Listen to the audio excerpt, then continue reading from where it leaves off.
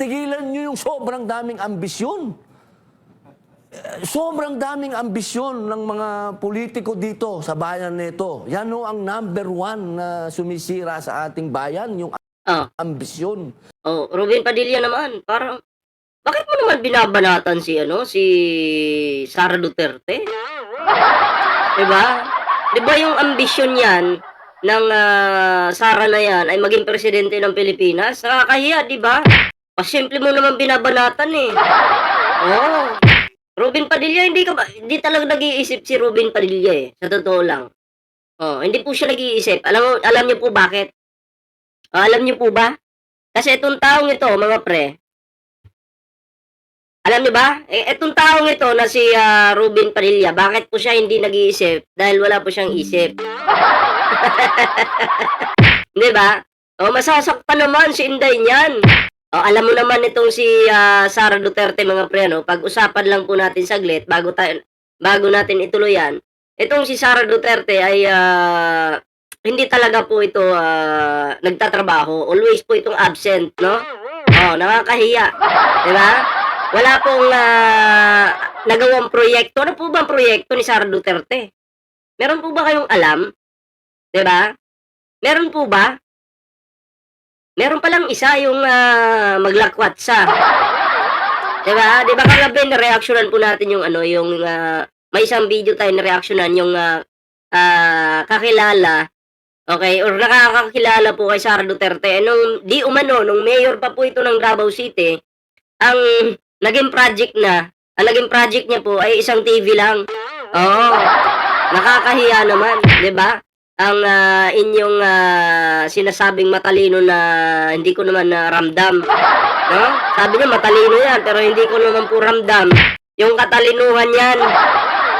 Diba? Kayo po ba ramdam nyo?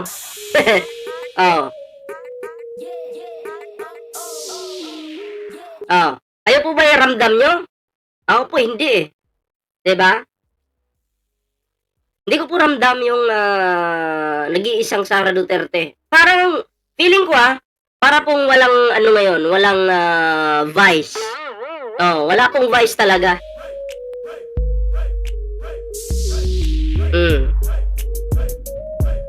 Yung obligasyon niya po sa taong bayan ay hindi niya po ginagampanan. Which is ano po yun? Niluklo ka bilang vice president ang dapat magtrabaho ka. Diba? Adik ka sa lakwat siya eh. Diba? May proseso po tayo, pero si Sara Duterte hindi po sumusunod sa proseso. Diba? Binabaluktot niya po. Yung proseso. So, matutuwa po ba kayo niyan? Matutuwa po ba kayo kay Inday? Mukhang alanganin tayo dyan, diba? Ako po, sa totoo lang, nanghihinayang po talaga ako sa posisyon ng Vice President. No? Dapat iba na lang sana yung naluklok dyan. Bakit si Sara pa? Diba? Tapos etong si Sara, mayabang po. Ang galing-galing niya po magsabing sasagutin niya ito, yung mga inaakusa sa kanya. Pero pag nandyan na po mismo, magaling po siyang umiwas. Diba? Umiiwas po siya. Diyan po siya expert. So, wala, sinungaling, bukod sa sinungaling, wala pang silbi. Diba? Nakakahiya po. Ito, real talk lang po tayo. Bilang isang Pilipino tulad ko, okay? Sinasabi ko po yan sa inyo kasi yun yung ramdam ko po eh. Diba? Ramdam ko po yung pagiging tamad niya. Ngayon naman, mga pre, tuloy-tuloy na po natin itong mga pinagsasabi ni Ruben Padilla. Pero syempre, bago po tayo magtuloy-tuloy mga pre, kung bago pa lang dito sa ating YouTube channel, huwag kalimutan mag-like, share, and subscribe para naman po maging updated po kayo sa mga uploads natin. So ayan, tuloy po natin to. Wala pa kayong mga nagagawa? Uy, Sara, wala ka pa daw nagagawa. Diba? Tapos grabe ka daw mag-ambisyon. Wala ka daw nagagawa. Tamad ka kasi. Sa mga lokal ninyo? Sa lokal. Anong nagawa ni Sara Duterte nung siya ay mayor diyan sa Davao? Wala. Ang galing, di ba? Galing Ang galing talagang alam mo yung manginis ni Padilla. At hindi niya alam na maraming tinatamaang kakampi niya. Kasi yung talaga silang wala pang nagagawa. Oh. Sa paggawa ng batas, yung iba, ano ba ang mga napatunayan na mga batas yun ang ginawa at gusto Ano bang napatunayan ng mga batas na ginawa? Meron na ba? Ikaw, Padilla, sa sarili mo, meron na ba? Meron ka bang ipinush talaga? Yun yung tanong ng taong bayan. yung maging Pangulo? Pwede ba tigilan muna na Tingnan nyo at gusto nyong maging Pangulo? Oh. Sa paggawa ng batas, yung iba, ano ba ang mga napatunayan na mga batas yun ang ginawa at gusto nyong maging Pangulo? Yung gusto nyo maging Pangulo na si Sara Duterte, ano bang napatunayan niya na batas? May nagawa na ba yan? Ha? Ay, tangina yan yung totoong low vendors. Ito mga Duterte. At ang galing nilang magbanta. Pati yung mga DDS natututo sa katangahan ng mga Duterte. Kasi may pabanta-banta din sila. Sabi nila, umanda lang kayo pag nanalo yan si Sara Duterte. Ano ngayon kung mananalo? Kahit alam natin malabo, ano ngayon? Sa tingin mo, wala din kaming kamay? Ang inan nyo, mga bobo kayo, mga DDS kayo. Pwede ba tigilan muna natin yan? Pwede ba ano muna tayo? Grabe yung drama ni Padilla. Galing magdrama. Pro-Philippines muna tayo. Pakinggan nyo. Ano muna tayo? Pro-Philippines muna tayo. Makinig kayo mga DDS at Sara Duterte. Dapat pro-Philippines lang daw. Sabi, hindi dapat. Maliwanag po patama ito sa mga Duterte. Di ba pro-Philippines daw muna? Anong ginagawa ng iba dyan? Pinagtatanggol pa yung Chinese government. Pinagtatanggol pa yung mga Chinese Coast Guard na nang aapi sa Pilipino, sa mga Pilipino dyan sa West Philippine Sea. Nakakahiya. Sampal sa inyo yan, yung sinabi ni Ruben Padilla. Hindi kasi nag-iisip. Sila din ang tatamaan. Pro-Filipino muna tayo. Ika Diba? nga sabihan, libre mangarap. Pero kung ang pangarap mo naman na, sir, ay Mukhang alanganin din tong kasama niyang host Tinatamaan sila Hindi mo dire-diretso yung mga sinasabi masamahan naman, di ba? Masarap po mangarap kung wala kang tinatapakan ng ibang tao. Alam niyo ako po Masarap mangarap kung wala kang tinatapakan na ibang tao. Totoo naman po yun. Diba?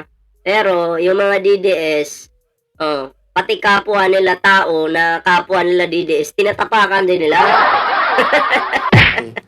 Kwento lang naman. Ako po sumikat sa pag-aartista na wala po akong tinapakan. Ako po nangarap lang ng simple maging kontrabida. Yan po talaga. Ang pangarap ko lang nung araw, maging kontrabida ng mga ganitong bida, ganyan. Pero isang araw, ni-reward ako ng Diyos, ginawa akong bida. Hindi po ako nangarap maging senador, hindi ako nag-ambisyon, pero ginawa akong senador. Yan, di naman ako maniwala dyan. Hindi ka nag-ambisyon. Aabot ka ba dyan kung hindi mo inisip na gusto mong maging senador? Sige, huwag mo nga kami lulukuhin. Naku! Siyempre, nasa utak mo na yan, natatakbo kang senador. Nandun na yung pangarap. Diba? Nasa utak mo na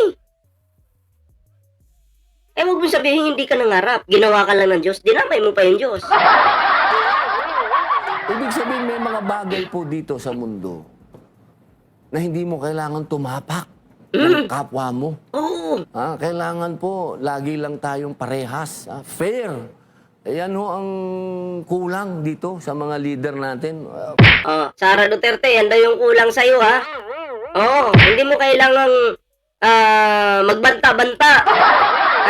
Hindi mo kailangang magyabang, hindi mo kailangang manghila pababa. Presidente ng Pilipinas, hinihila mo pababa. Diba? Huwag masyadong bida-bida kung kulang naman sa kalaman. Ayun po yung nilalaban natin dito, no? Kung kulang ka sa kaalaman, shut up ka muna.